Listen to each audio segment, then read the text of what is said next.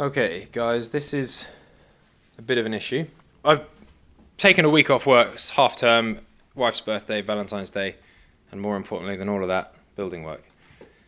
But in the process of doing this, I've needed to open this up, and it has thrown up a real curveball which I was not expecting.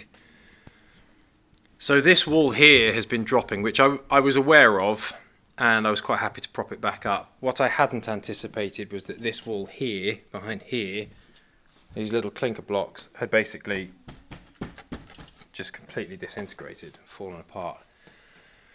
So I now basically have to take this all out and rebuild it the whole way across and down, which isn't a problem so much, it's just an extra job that I hadn't anticipated doing. I don't overly have the timbers for.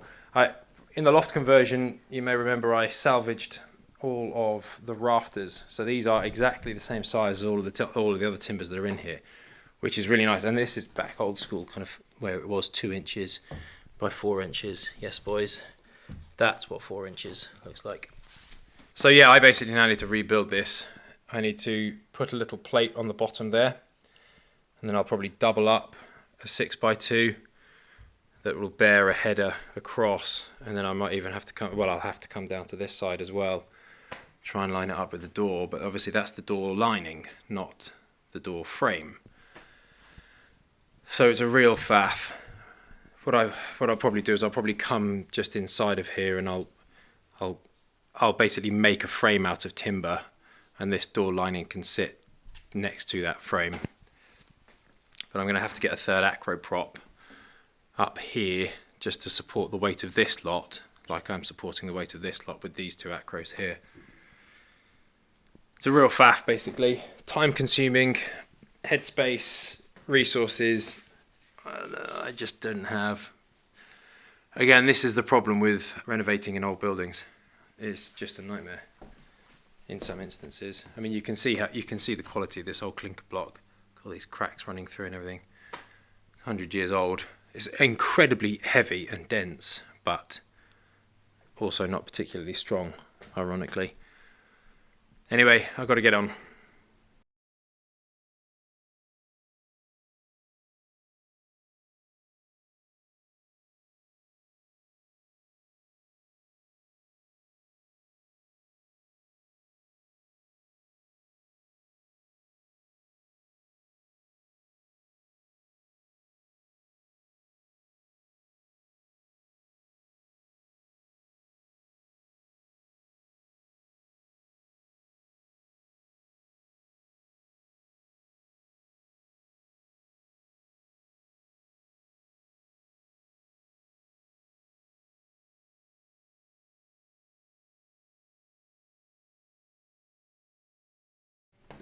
Thought I'd just quickly show you where we're up to now after that demolition. I don't know if you saw on the time lapse, but I used Elnet hairspray on this. I don't have a sprayer, it's stuck in my shed under a whole load of stuff, and I'm not going to get it now. But I used my wife's hairspray, basically because it obviously dampens it a little bit, but it also sticks and helps grab and bind the dust. So my hope is that when I take that out, it won't be quite so bad. It'll probably be awful because it's a 100-year-old horsehair and lime render, but if it works, I think that's an absolute win because it's not hugely expensive. Builders, you know, it could be, or DIYers, it could be useful for you to get some. If you're an electrician, you've probably got some on the van already because you lads are always nicely turned out. But yeah, useful. It now smells like grandma's house as well, so nostalgia.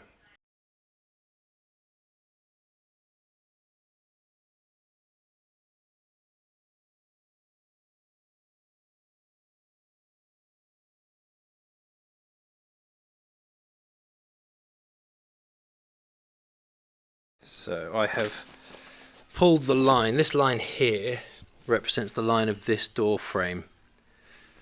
So they basically built a door line, like super solid door lining with the architrave on top, and I'm going to do a similar thing. So I've pulled the front of this, these 2 points here. I've struck that line the whole way across. I've worked out where my underfloor heating pipe is here and here, so I've made sure that I'm nowhere near that. Now this here is obviously in front, that's in front of that line, but this is going to be coming across to a doorway here, so that's going to be a separate issue. What I'm going to do now is I'm going to work out the door width, and if this needs to be that way around, then I'll do it that way around. If I need to cut a new block, then I'll cut a new block. But I just thought I'd show you, I've pulled that line. That's the front line of this point from here straight across there. For a standard 765 door here, because it matches that door width there, it's actually really convenient. This ends up right above a joist, so that would be nice and sturdy there.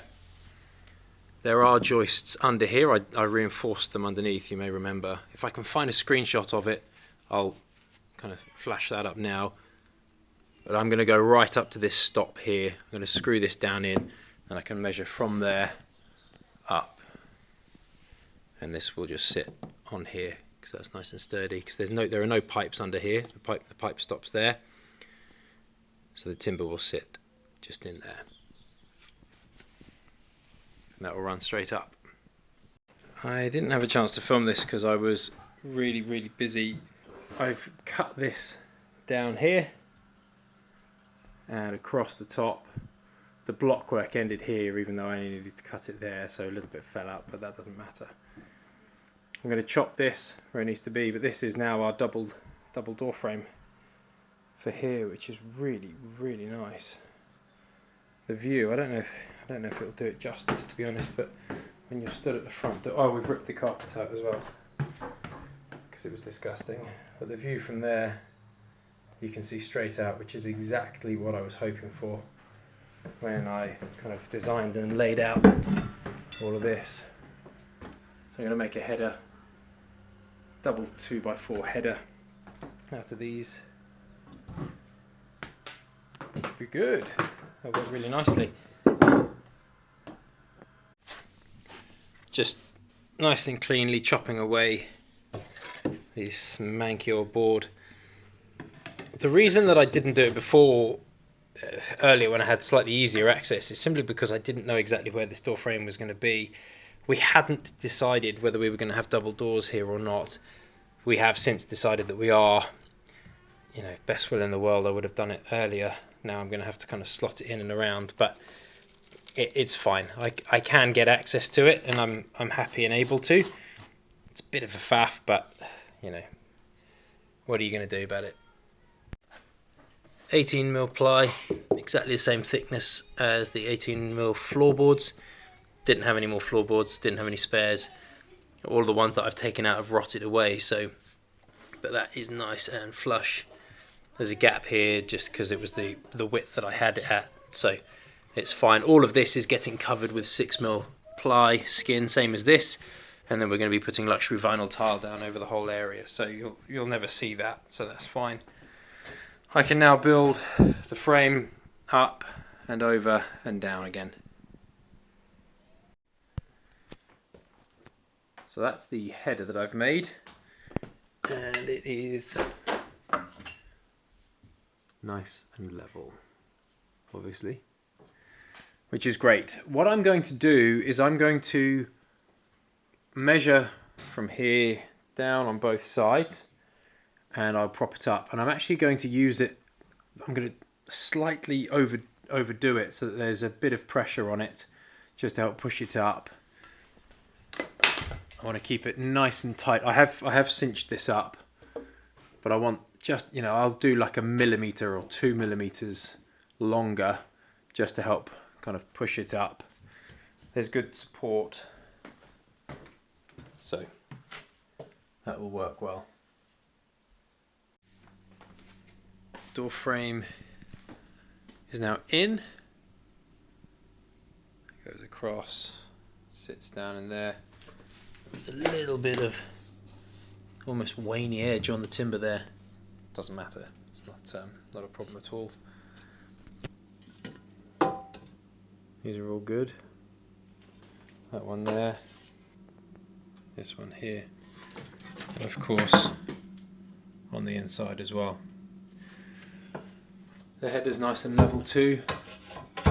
So what I can do is I can now fix this in place in here, basically at the bottom and the top, sides, there's not a lot I can do. I can pack this out a little bit. I can fix it down at the bottom, fix it up at the top here. Not a vast amount I can do beyond that because these walls are really not that great. This way is not so bad, but going in this way, in through the short edge, is a little bit tricky. Door frame is installed. What I've done is I have driven screws, big long screws, down from the top. These are flush, so you can't actually feel or even really see them, to be honest. So there's one there going, there's one going down, there's one going up, two down in the floor there, two in the floor, and then this one I was able to stick an additional one in there. This I've doubled up, this header, as you will have seen, super sturdy, so I've got fixings on this side and I've got fixings on this side as well, so it is super solid.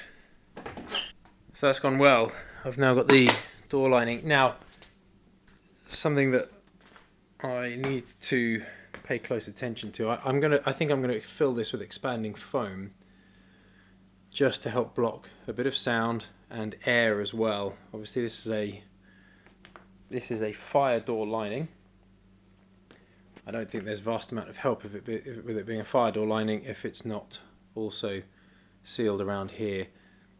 These aren't treated timbers, I appreciate that, but treated timbers do still burn. They're treated against rot on the outside. They're not treated to be intromiscent. So, you know, a 6x2 or a 4x2 C24 like this doesn't have a fire rating on it. So it's no different, you know, this is a structural timber. So I'm going to pack out with intromiscent foam on the gaps, basically. It will then get plastered, door frame, door lining, etc, etc. I don't know if you guys will have seen or noticed, I don't know if it's come up in a previous video, but we have a fairly small crack running up in the corner and diagonally across there. This is at the top of the stairs that run up here, and then on the other side in the bathroom you can see where the floor, where the wall has dropped, and this, you know, obviously that's just the paper, but that's the same as on the other side over here. So I'm doing a bit of exploration and a bit of kind of discovery at this stage, because that's not ideal, and we're going to be taking this ceiling out at some point to put a staircase in here. So what I'm doing is I'm just seeing what the construction of the wall is like behind here. I know that it's the clinker block stuff that we've got elsewhere in the house. What I'm thinking currently is to just take this whole thing down. There's nothing above it in the loft, it's not structural. Take the whole thing down here and then rebuild it in timber as a stud wall. So what I have done is, where it was mostly cracked on the plaster, I've pulled it back, and actually there was this kind of chicken wire mesh stuff here. I mean, it's steel, it's very strong, over the top of this timber, which is how they got the lime horsehair and render to stick to it. So what I'm thinking now is that I will knock this wall down, or dismantle this wall down to this timber, and then build up on top of it from here. That's the current thinking anyway. I opened this hole up when I put this steel beam in, and this is going to be where the staircase goes up from this quarter landing. There'll be a staircase rising up here, coming up to there, because this is the spare room, and that's the ensuite in there. So that gives you a bit of context about where we are. Down there, if you've been following, that's the downstairs toilet. It's the poo pipe that I wrapped. Look at it. I mean, look, when they built the house, they obviously stuffed some gaps with with old bits of paper. That's quite fun. Who the hell's Adrian Perry? I wonder if there's a date on this or something. Anywho, you can see this gap between the wall, which is cracked, and the external wall, where the brick has split and come away behind the plaster. This has obviously dropped over many, many years and split. And then the plaster. The thing about lime and horsehair render, as I understand it anyway, correct me if I'm wrong, but it's a very flexible, kind of breathable render, which is a bit more forgiving. And so I don't know how much flex it has in it, but it's hidden quite a lot of problems, it seems. Anyway, what is wonderful is that this timber here is absolutely huge. Looks to me to be like a 6x3 or even a 6x4, and there are two of them. Just at the tip of my finger there is a second timber, so it's best part of kind of that sort of thickness. It's almost square, but it's made up of two timbers. You can see the nail heads here. So I can build off this. This goes down below. This is the bit that goes down for the doorway on the other side of this. So I can build off this. This is very, very strong and structural. So I can frame out a new timber wall off this, and the height of it is almost in line with the top of that step, give or take, which is perfect. So I'm hoping that this runs the whole way across to the top of that stringer, but even if it doesn't, I've got enough here that I can bridge.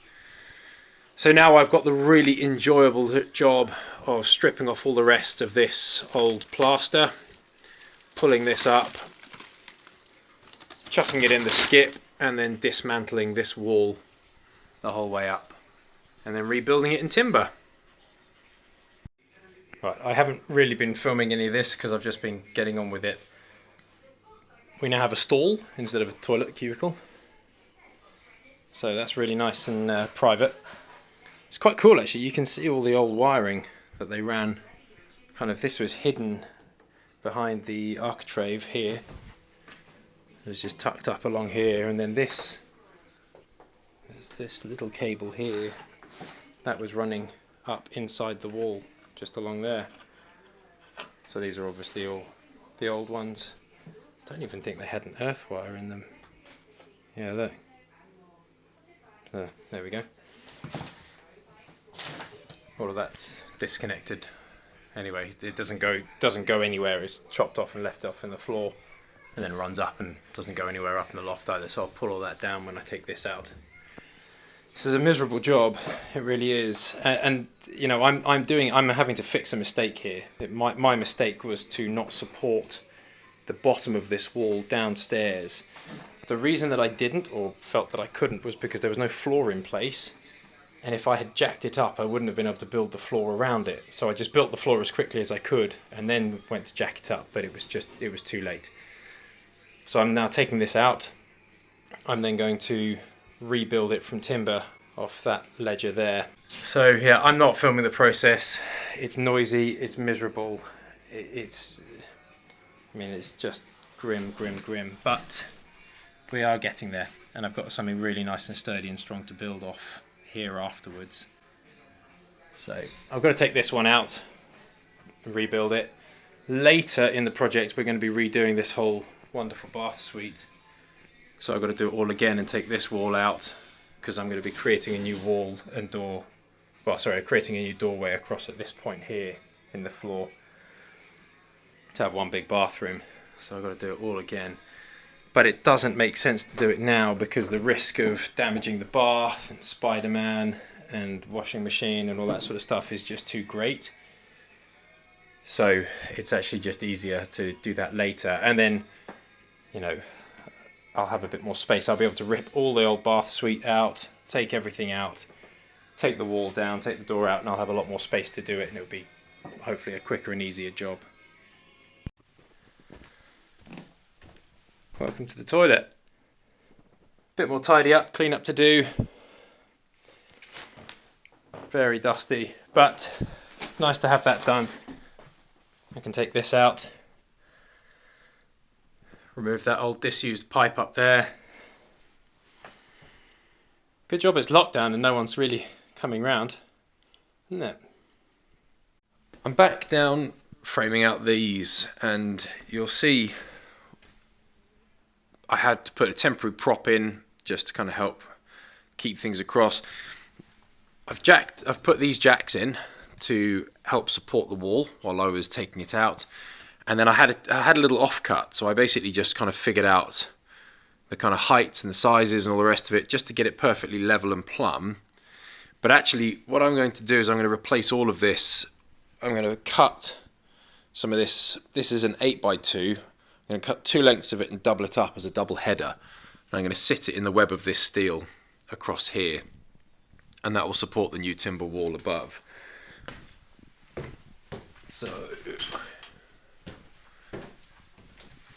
So I'll have effectively 2 double lintels in there, because this lintel sits across here, and there'll also be another timber lintel sitting across here. So I'm going to take that section of brick out from downstairs on the other side, and I'll replace it with a double header that I can then build off. So the door header will be super strong, and it will support just this small section of brick in between here and here, and then I can build up from there. A lot of building, the reason I really enjoy building is I like the problem solving aspect of it, finding problems and finding solutions for them. Having to solve your own problems is always a lot more frustrating and a bit annoying. It's part and parcel of building, it's part and parcel of DIY. You get stuff wrong, you make mistakes. Having said that, I am making the best of a bad bunch, because it allows me to get rid of old cabling and old wiring, which isn't so much of an issue. But what it does allow me to do is rerun the wiring for this. So now what I can do, because I've got, when we redo this bathroom, we're going to be taking this wall out, and I don't want to have one pull cord here and then another pull cord here with separate lights. I want to condense it all down into one. And currently the feed for the power for this room comes up here, up this way. They ran it inside this cupboard. It goes across the ceiling here and into there. I haven't found where this one travels yet, but I'm pretty certain that it comes across on the ring over to here. So what it allows me to do is effectively run a new switch on the wall, and I can then work that switch on the outside here. So you'll open the door to the bathroom, and there'll be the switch on the outside of the bathroom here. And I can run the cabling for that inside this wall, and I don't have to worry about chasing out. Well, this brick, this kind of black clinker block stuff is absolutely horrible. The dust that comes off it is just awful. It's almost like a pigment powder, you know, when people do like epoxy tables or dyeing of things. It's such a fine, dark powder that stains. It's horrible. So chasing out to put a plug socket on the outside of this was really not on my list of things to look forward to. Whereas now I can, you know, when I take this out and I rebuild the wall and I've got the door frame coming across here, I can put a switch on the outside there very easily. So it does have its benefits. Obviously the drawback is I'm having to spend a bit more money, spend a bit more time fixing problems that I have created. So I'll be able to take these out soon enough. I can cut all of this brick out across here, put a proper high quality double header in there from that, and then start building.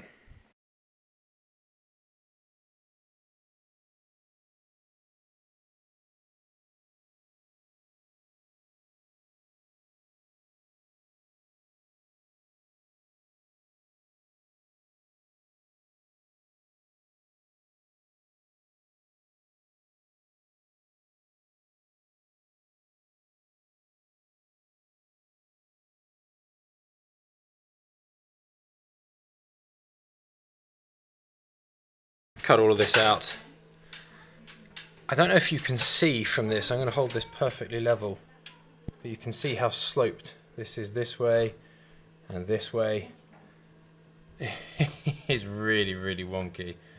Right, obviously there is weight on this brick here, only a small amount because there is the big lintel above, but I'm going to have to get this propped up because it is starting to sag a bit here.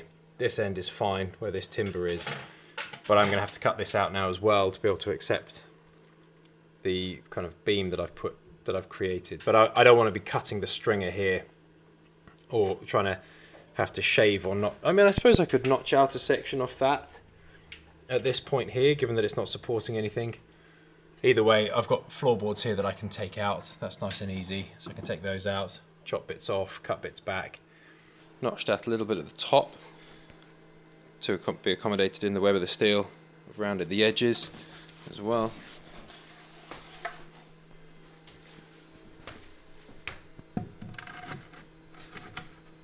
So that fits in nice and snug there. You see that's nice and tight. So I'm quite happy with that. I have now cut the ends off this.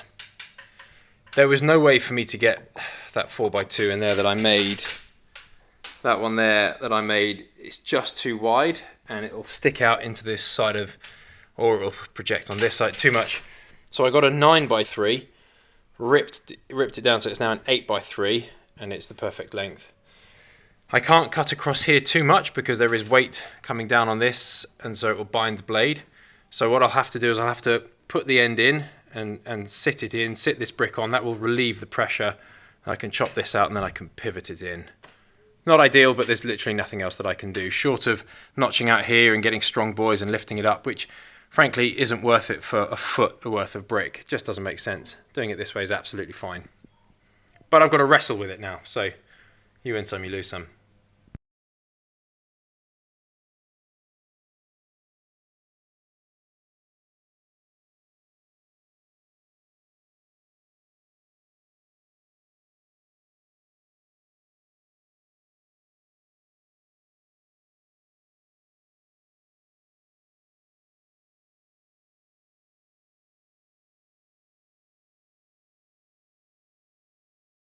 Right, that was a bit scrappy, I'm not going to lie. But it's in, which is good. Now I can spend a little bit of time just straightening it up, getting it square. I will have to pack this here. Looks like a nice bit of 11mm OSB to me. I'll probably replace this whole thing straight up underneath it. That is now in. That's seated in there very nicely.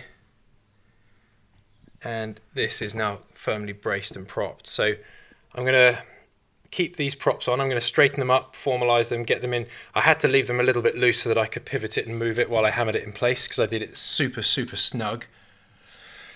Once it was round that bend and in place, what I can do is I can square it up. I'll formalize these. I'll leave one in place and then I'll straighten the other one up, get it perfectly level and flat, and then I'll sort this out over here. Getting towards the end of the day now, but you'll see I've put this post in here all the way up nice and snug. Now what I've done is I have created new supports for these floorboards, and I've sisted them on the original, which obviously was cut down, and it's screwed in with 100mm screws. So obviously these are 3x2s because I didn't have any 4x2s that would work. The reason being, if I grab my spirit level, between there and there is dead level, as you can see. And that's because I wanted, if I had used 4x2s the whole way up the front, then this door frame would have been lower than this one, which wouldn't have worked. So although it's not ideal, you know, it would have been nice to have a timber going the whole way across. It wouldn't have allowed me anything to support these with if I had had a header going across like this. So now what I'll do is that when I have my door lining will be screwed up here, here and here the whole way across, and then I can fix my architrave in 3 spots as well on my surround. It's not ideal, but it's not the end of the world. It's absolutely fine. And I've still got space to hide cables, to, you know, fix things up and all the rest of it. That's fine. So yeah, that's that. And it's really sturdy and secure as well, which is perfect. So yeah, that's pretty much that portion of this video finished, I think. I'm not sure where this will land in the edit, but I'll soon be able to close that up completely.